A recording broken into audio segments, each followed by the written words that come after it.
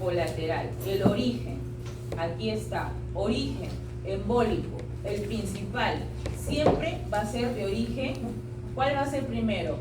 ¿Cardíaco o arterial? ¿Cuál creen? Arterial, ¿ya? Si bien en el examen lo primero es la aterosclerosis. Ahora, de origen cardíaco, la hipertensión.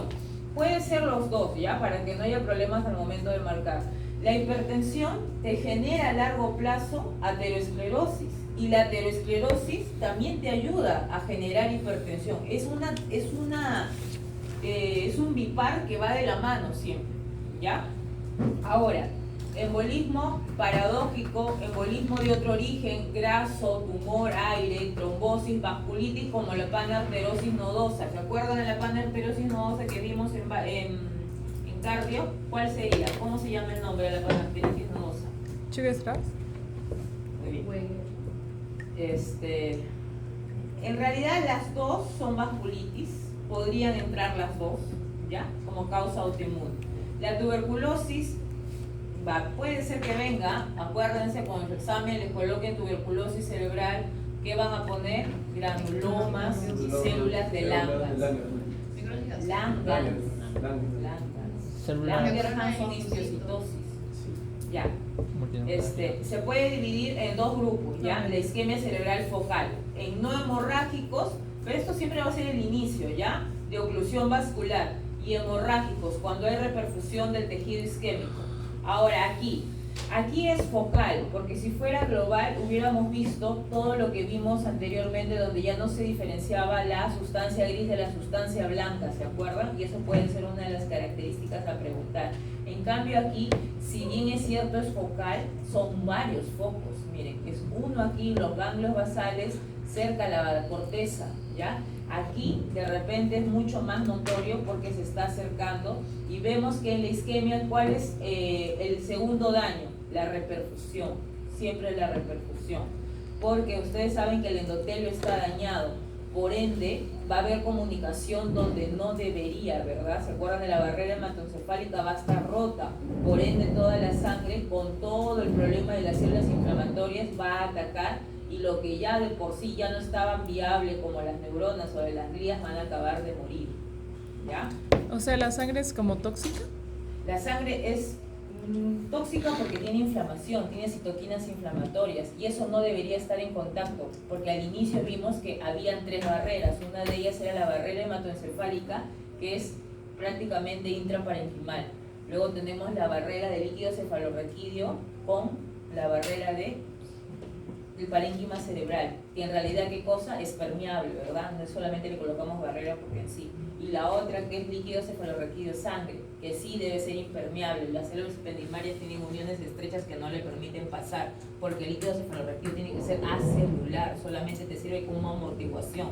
Si tú le pasas sangre, le estás pasando células inflamatorias, vas a generar una meningitis. Esto es lo que pasa cuando hay pues una meningitis por sea infeccioso, sea una meningitis química, puede ser por diferentes causas, ¿ya? Ahora, otra cosa, acá también hay cambios, pero ojo, aquí a pesar de que los cambios sean parecidos, ¿ya? Igual ustedes tienen que ver que aquí los cambios agudos no son como en la global. En la global hablamos de 24 horas y el subagudo empezaba después de esas 24 horas. Miren, les estoy haciendo hincapié en los cambios. El agudo de acá es de 6 a 12 hasta 48 horas, por ser focal ya, hasta 2 días. Y aquí están las neuronas rojas muertas. Sí, igual que en el otro lado, Aumenta la presencia de neutrófilos. Aquí sí, al ser localizada, se ha visto, no se sabe la relación, porque aquí sí presenta extravasación de neutrófilos. En el infarto subagudo, acá sí se parece al anterior, pero el tiempo no, el tiempo es mayor. Presencia de macrófagos, y lo que sí se ve igual es la gliosis que va a estar presente con la neoformación de vasos. Y ya en la parte crónica, acuérdense que cuando hablamos de cronificación, hablamos de cicatrización, no hablamos de fibrosis, ¿ya? Hablamos de atrofia más adelante, y primero siempre se va a conservar la gliosis con la neovascularización. Y aquí está la parte aguda de 6 a 12 horas y me puede llevar hasta las 48 horas. Acá las neuronas se ven unas neuronas mucho más eosinófilas y realmente aquí deberían de estar mucho más hipnóticas y cariorréxicas, ¿ya? Para que ustedes puedan identificar que están muertas, ¿ya? Que están muertas. Aquí realmente se ven no tan muertas, ¿ya? Pero les digo, estos núcleos deberían estar mucho más lisados. Ahora, aquí, en la parte subaguda, que van desde las 48 horas hasta las 2 semanas, ¿qué tenemos? Tenemos un poquito ya la presencia de los neutrófilos, ¿ya? Cosa que podían estar descritas en la global, pero aquí hay más, y obviamente también hay macrófagos, está la reacción glial, miren, bastante celularidad de astrocitos como oligodendrocitos, y vascularización. Y en la zona ya más cronificada es que la necrosis va avanzando, Ahora, los infartos lacunales. Esto es pregunta siempre en ENAM, infartos lacunales. ¿Quiénes presentan infartos lacunales? Los diabéticos, ¿ya? ¿Se acuerdan que cuando nosotros vimos en la parte de diabetes mellitus, en la parte de la clase virtual del domingo, vimos de que había bastante problema, más que macroangiopatías como la aterosclerosis, había microangiopatías, y dentro de las microangiopatías podrían estar aquí los infartos lacunales porque los vasos afectados son los vasos perforantes, ¿ya? Entonces, ¿qué dejan estos infartos? Estos infartos tienen una característica, dejan formaciones quísticas, ¿ya? En realidad cualquiera podría dejarlo, pero lo asocian más con los infartos lacunales por ser pequeñitos. Miden hasta 15 milímetros, 1.5 centímetros, ¿ya? Se presentan en realidad como cualquier otro infarto, siempre el lugar preferido van a ser los ganglios basales, ¿ya? Los ganglios basales, el tálamo. Ahora, la clínica, claro, va a depender de la ubicación y de qué tan ubicados, por ejemplo, al tálamo, que generaría más sintomatología. Es por eso que a veces los diabéticos, si ustedes atienden sus abuelitos, sus pacientes, han ido a emergencia por otro motivo, ¿ya? Pero de repente ya cuando los hospitalizan, porque de repente están con un coma cetoacidótico o con un coma hiperosmolar, ¿qué cosa? Lo hospitalizan y parte del protocolo le sacan tomografía para ver que haya, pues no, después del coma no haya habido daño, no haya habido una isquemia. Y le encuentran infartos lacunales antiguos. Y ustedes dicen, pero nosotros nunca nos dimos cuenta. Es por el tamaño. Ojo, no quiere decir que el infarto lacunar venga con un TIA. Quiere decir de que el paciente ha podido tener sintomatología, pero ustedes, bueno, como familiares no creo, pero como médicos, el paciente no se acuerda, o el paciente puede decir que sí, que tuvo unas parestesias, pero lo atribuía a la diabetes, ¿ya? Por la pequeñez de los infartos. Entonces no hay pérdida de conciencia, doctora. Podría haber pérdida de conciencia, pero como les digo, la mayoría de nuestros pacientes, ¿cómo son en los hospitales? Así sean en salud, ¿o cómo son cuando no están acompañados? No son muy buenos referentes de la sintomatología, ¿ya? Pero los infartos lacunales casi siempre vienen con pacientes geriátricos y pacientes diabéticos. Ustedes le buscan y lo único que van a querer son las secuelas nada más, ¿ya? Ahora, así forman, miren, cerca de los ganglios basales, pequeñitos, hasta 15 milímetros, ¿ya? Hasta 15 milímetros se forman áreas quísticas, hasta parece que hubiera mucina adentro, ¿ya? Áreas quísticas. ¿Qué es edema? Edema, líquido extracelular. Ahora, aquí de repente sí están en el límite, ¿ya? Aquí sí son 15 milímetros justitos, están en los mismos ganglios basales. Ahora, la hemorragia intracerebral, otro tema. La hemorragia intracerebral se produce más frecuentemente por causa de igualito que los infartos, de la mano, hipertensión con aterosclerosis, van de la mano, ¿ya? Ahora, más frecuente en pacientes adultos mayores. Ahora, acá sí la hipertensión es la más frecuente, ¿ya? En el otro te voy a aceptar las dos respuestas, pero en hemorragia intracerebral te voy a aceptar como primera hipertensión, ¿ya? Primera causa de hemorragia intracerebral, hipertensión. Ahora, ¿la aterosclerosis es lo mismo que arteriosclerosis? No. ¿Cuál engloba cuál? ¿Cuál es la enfermedad? Arterio. Arterio. Y arterio es un tipo de arteriosclerosis, ¿verdad? Y dentro de las arterioesclerosis, cuando eran arterioloesclerosis, veíamos dos tipos, ¿no? Veíamos una de ellas, la hialina. ¿Te acuerdas que habían depósitos de que podía ser en diabéticos? Cuando vimos en la clase de más recién pasada, proteínas glicosiladas que se depositaban, ¿verdad? ¿Se depositaban en qué? En la pared de los vasos, ¿no es cierto? Muy bien. No, eso se llama Calcificación. arteriosclerosis de Mockenberg y esa no es patológica. Esa es de la Ya, médica. esa es, ¿se acuerdan? fisiológica. La que todos vamos a tener. ¿Se Por la acuerdan que edad. les enseñé una radiografía donde vi una señora de unos 70 años que tenía un montón de calcificaciones que se van a, ¿no?, a ver qué cosas radiopacas en la radiografía, ¿verdad? Ya, entonces eso no es patológico, ojo, ¿ya? Ahora, hay otra cosita que puede venir, que es esta enfermedad. Muchos la confunden con Alzheimer, ¿ya? Angioplastía amiloide cerebral. Acuérdense, y eso lo han visto en su práctica, yo espero que sí, que cuando les han explicado la amiloidosis no es una enfermedad. La amiloidosis es un grupo de enfermedades. Una de ellas está asociada al Alzheimer, que es el depósito de beta amiloide. Es una de ellas. Pero en realidad el amiloide, ¿qué cosa es? Son las proteínas mal plegadas y pueden ser ocasionadas por un montón de enfermedades, ¿ya? Incluso también, ¿dónde vemos amiloide? En el carcinoma medular, ¿verdad? Ya.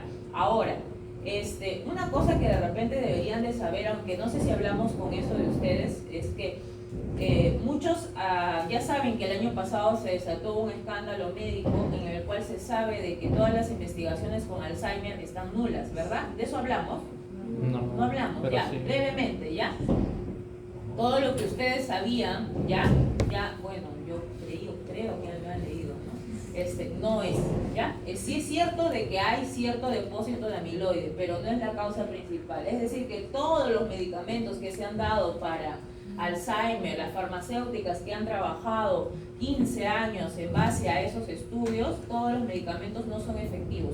Por eso, por más memantina que le dábamos al paciente con Alzheimer, por eso todo eso ahora estamos otra vez. ¿Por qué? Porque las imágenes histopatológicas en las cuales habían depósito de beta amiloide fueron manipuladas digitalmente, ¿ya?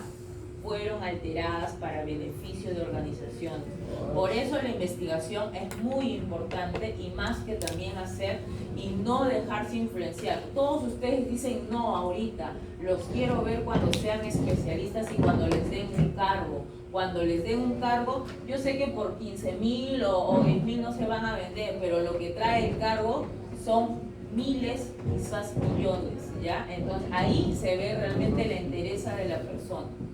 Entonces, ya, viendo eso, ¿qué quiere decir? Que esta enfermedad, cuando yo la coloque como causa de hemorragia intracerebral, no vaya en su mente a asociarse con Alzheimer, ¿ya?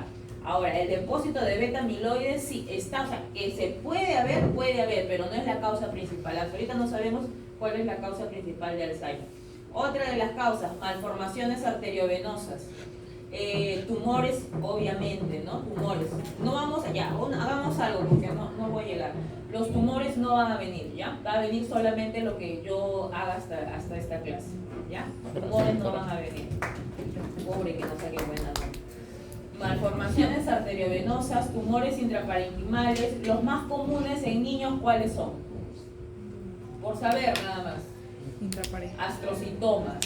¿Cuál es el más común? Pilocítico, también es el más común en niños. ¿Por qué digo intraparenquimales? Porque realmente uno de los más comunes es el meduloblastoma, pero el meduloblastoma no está intraparenquimal. ¿Dónde está?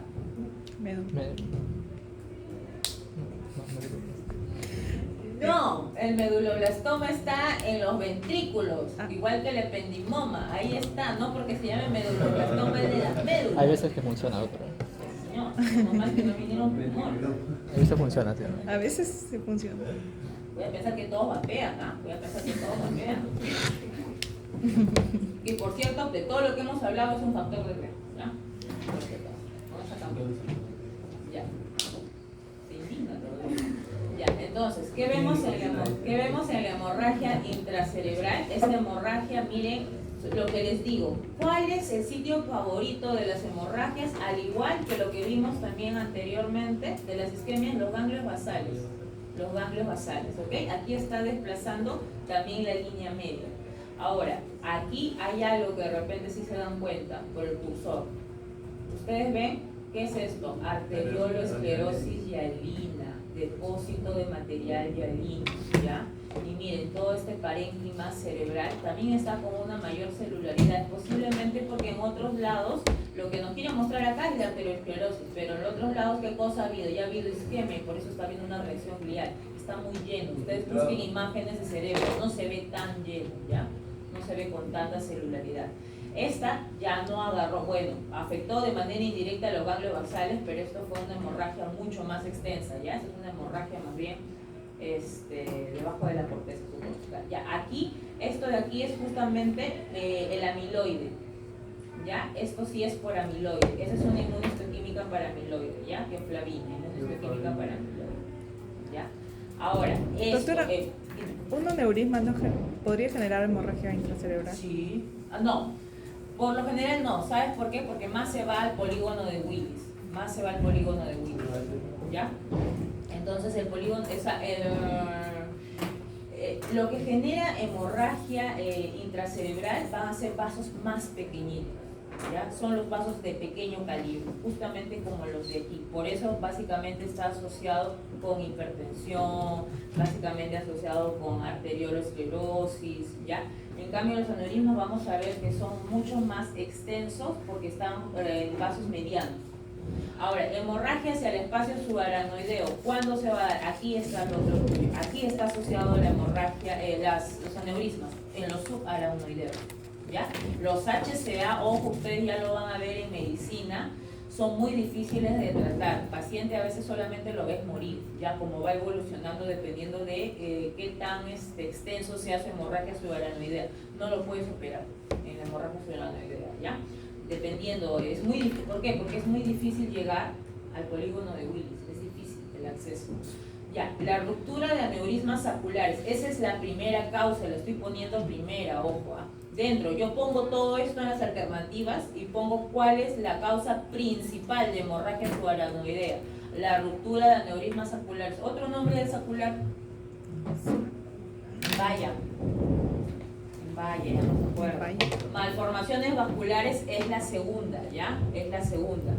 Traumatismo. Es que el traumatismo dirán, pero doctora, el traumatismo es más común. Sí, pero difícil que me dé subaranoidea. Más me da epidural y subdural, ¿ya? Epidural y subdural. Tienes que golpearte de una manera así, como cuando has vapeado mucho y te vas y te atropellas de una manera así que te dan la vuelta y ahí te hacen una hemorragia subaranoidea, ¿ya? Voltea y cosas así. Ya, discrasias sanguíneas, ¿ya? Discrasias sanguíneas, ¿como cuáles? La deficiencia del factor von Willebrand, hemofilia, ¿ya? Tumores también. Ruptura de una hemorragia intracerebral al sistema ventricular. ¿Por qué? Porque si hay una isquemia muy grande, también hay una reperfusión muy grande y eso me genera una hemorragia. Tal daño puede hacer de que yo pueda estar en contacto con las meninges y mi barrera se rompe y también puede ocasionar una hemorragia subaranoidea. ¿Por reperfusión, dice? Claro, porque ya todo, ¿qué pasa? Ya pasó a ser, ¿qué cosa? Un problema vasogénico ya. Entonces, si los vasos se ven afectados, todo se va a perfundir ya. ¿Y una tía no podría generar una hemorragia? No, una tía no. Justamente es autolimitada, menos de 24 horas. Una tía no generaría. Un SD isquémico. ¿Cómo es la parte de reperfusión, doctora? La parte de la reperfusión es lo mismo que te acuerdas cuando vimos en infarto de miocardio. Es lo mismo. Es lo mismo. Lo que pasa es más daño hace la reperfusión que la misma isquemia. En la parte de la reperfusión, ¿qué pasa? Si tú liberas en la isquemia, digamos, si es que hubo un coágulo y entra el neurocirujano, 10 minutos lo saca, no se hernió nada, le da su manitol, porque saben ustedes que le dan manitol para que le dé baje, ¿verdad? Porque es una solución hiperosmolar. Entonces baja, le quitan el coágulo, ¿y qué pasa? Si no controlan bien el flujo que tienen con el manitol y el flujo que tienen con los demás fluidos, los electrolitos, ¿qué va a pasar? La sangre va a volver a entrar, pero ese endotelio no está reparado, no les has dado tiempo para repararse, no te va a esperar tampoco. Apenas sale el coágulo, la sangre va a seguir perfundiendo y esa sangre va a reperfundir, pero también, así como está reperfundiendo, también se va a extravasar por toda la parte del endotelio dañado. Eso es la lesión por reperfusión. Y la diferencia en la tía es que no hay esa extravasación. No hay daño endotelial, no hay daño endotelial. Lo que pasa en la tía son obstrucciones parciales o de repente vasoespasmos. Algo así como, ¿te acuerdas cuando había angina Prince-Mental, que había vasoespasmos por cocaína? En el cerebro podría haber vasoespasmos también, o obstrucciones parciales, una aterosclerosis, y de pronto pasa algo, pero quién Se sabe, el libera. mismo fluido de la sangre lo libera. O sea, no hay isquemia. Hay isquemia, pero es Temporal. transitoria. Isquemia transitoria. O sea, menor a 4 minutos entonces. Me refiero a la 24 isquemia horas. porque después de Ah, 4 minutos el claro, tejido muere. Ya, ahora ya, sí, menor. Por eso su sintomatología se resuelve antes de las 24 horas, porque la neurona no llega a morir. ¿Ya? Gracias. Ya, ahora, los aneurismas oculares. ¿Cuál es la predisposición? ¿Por qué hay estos aneurismas oculares? La mayoría que son congénitos, pero también la hipertensión es la causa más común de una producción de aneurisma, ¿ya? La coartación de aorta, obviamente, una displasia. Esto de aquí no es tan, o sea, no está tan estudiado. Simplemente la displasia fibromuscular es un problema que nos genera una debilidad en la capa media de las arterias. Nada más. Cuando ustedes lo buscan, la causa es idiopática. Así se llama, displasia fibromuscular. Ahora, enfermedades de colágeno, esto sí lo tienen que saber, ¿ya? ¿Quiénes producen aneurismas oculares? Pacientes con síndrome de Marfan, pacientes con problemas en el colágeno tipo 4, el Ehlers-Danlos, ¿ya? Otras causas asociadas a aneurismas oculares.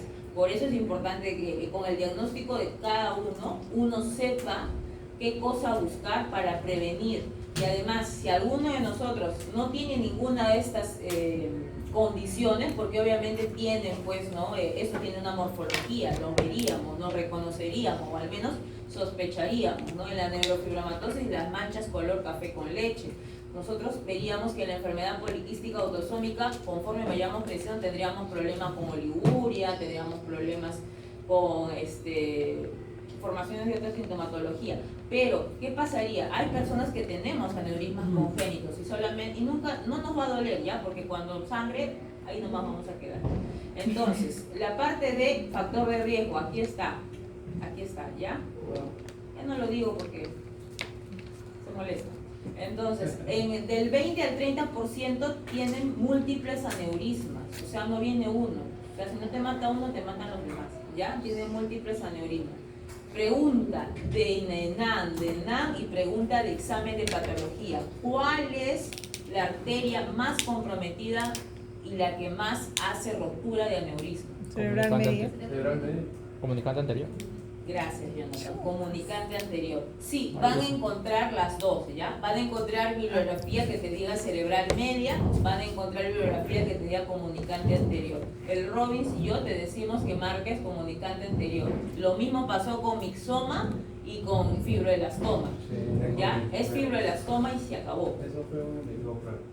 Ya, entonces, la primera es la arteria comunicante anterior. Lo estás mirando. De aneurisma, Lo estás ¿no? mirando. Y la segunda es la cerebral media, ¿ya? La segunda en Aneurisma. frecuencia es cerebral media.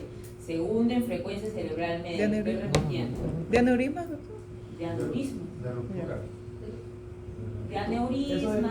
Aneurisma, ya. No te voy a complicar en el dedo, no te voy a poner ruptura. Aneurisma, ¿ya? Asociado a vapeico, ¿ya? Ya. Aquí, este aneurisma, miren cómo ha roto y obviamente el paciente está vivo. No, pues, coreano. ¿no? ¿En dónde está? En el cajón. En la morgue, no, ya, pero ¿en qué parte de la vasculatura del polígono de Willis? Esta es la basilar, te ayudo, esta es la vertebral, ¿dónde está? En la comunicante anterior. Acá son 3. Acuérdate que del 20 al 30% son múltiples. Te puedo poner una foto, ¿ya? Ok.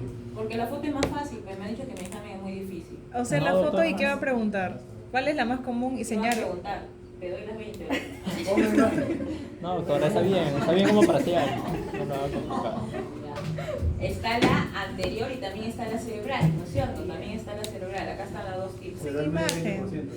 Imagen, no te pases. Sin imagen. Ah, ya. Una paciencia, de verdad. No le Ya, pongo imagen. acá también, ¿en dónde está esta? Comunicante La anterior, ¿no? comunicante anterior, ¿y dónde está esta? Cerebral media. Cerebral. Ya, ahora, esto de aquí es el vaso normal, chicos. Porque acuérdense, lo mismo que vimos en cardio, un aneurisma verdadero tiene las 3 Capas.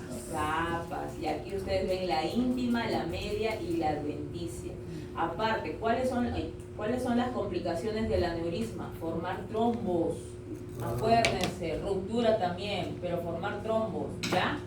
Ahora, el riesgo de sangrado. Estas son las características negativas, ¿ya? Puedo poner como pregunta las complicaciones de los aneurismas saculares, todavía lo voy a poner, ¿ya? El riesgo de sangrado aumenta cuando es mayor a 1 centímetro. Cuando el tamaño del aneurisma es más de 1 centímetro, aumenta el riesgo. Luego, cuando sangra, el riesgo de resangrado es mayor y aumenta con cada año que pasa, ¿ya? ¿Cuál es la sintomatología? Lo que ustedes ven en las noticias, Grey's Anatomy, viene cefalea intensa, pérdida de conocimiento, depende si queda ahí, ¿ya? Depende del tamaño del sangrado.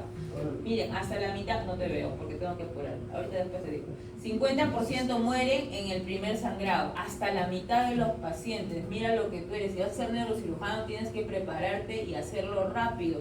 ¿Qué hacemos para reparar aneurisma? Clipaje, ¿no? Clipaje.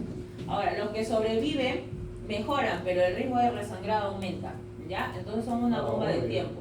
La sangre en el aracnoides, acuérdate que ahí no debía de haber, produce vasoespasmo y genera injuria isquémica, ¿ya?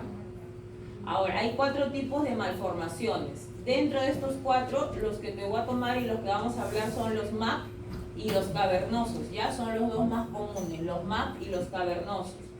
Ahora, los MAPs es el tipo más común de malformación vascular. ¿Cómo lo vas a ver? Si bien es cierto, obviamente, arterias y venas están conectadas, anatomopatológicamente lo vas a ver como ovillos, ¿ya? Como ovillos.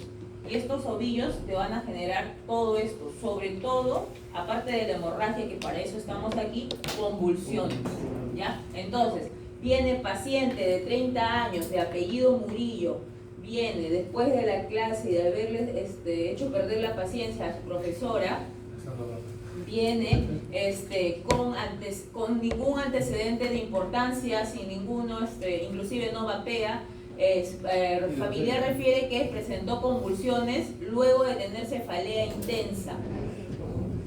Ya, no sé, yo sé que no es aneurisma, pero también podría ser producto del sangrado, ya, al principio. Cefalea intensa y presentó convulsiones. ¿Ya? ¿Cuál es el diagnóstico más probable? Malformación arteriovenosa. Y anatomopatológicamente se ven, ya les voy a poner aparte de los ovillos, se ven conexiones entre arterias, ya por ya no se pasa. Ya, ahora, las malformaciones arteriovenosas son pequeñas en realidad. Esto es una anomalía solamente para que ustedes lo asocien ya a cómo se observa cuando están conectadas arterias y venas y las dilataciones de ambas, ¿ya? En realidad vienen de a 1, de a 2, pero son pequeñitas. Esto es lo raro. Más raro es ver esto todavía, ¿ya? Esta malformación arteriovenosa es rarísima. ¿Por qué esto siempre, no? ¿Cómo? ¿Qué ocasiona eso? Lo congénito.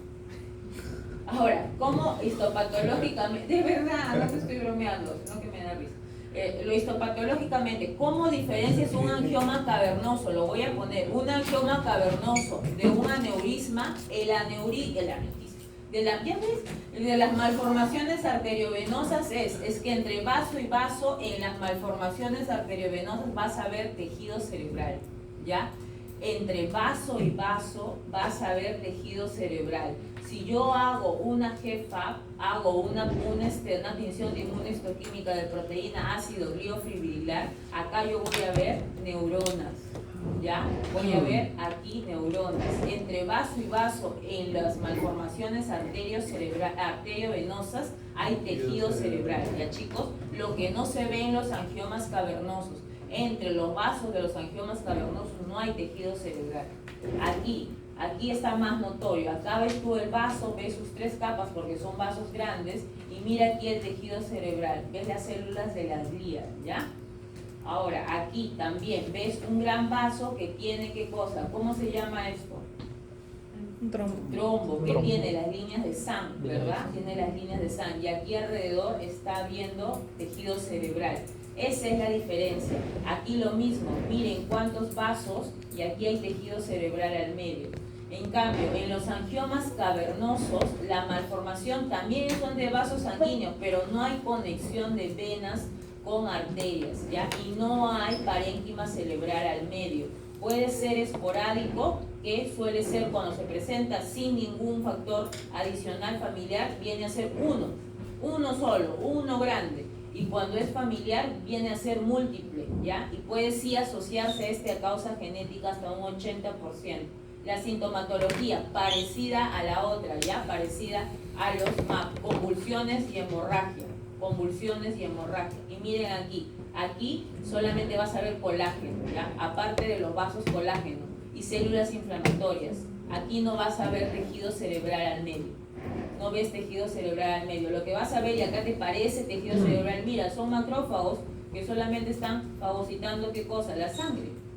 Hemosiderófagos, nada más. Aquí no vas a ver tejido cerebral, ¿ya? Y bueno, hasta ahí.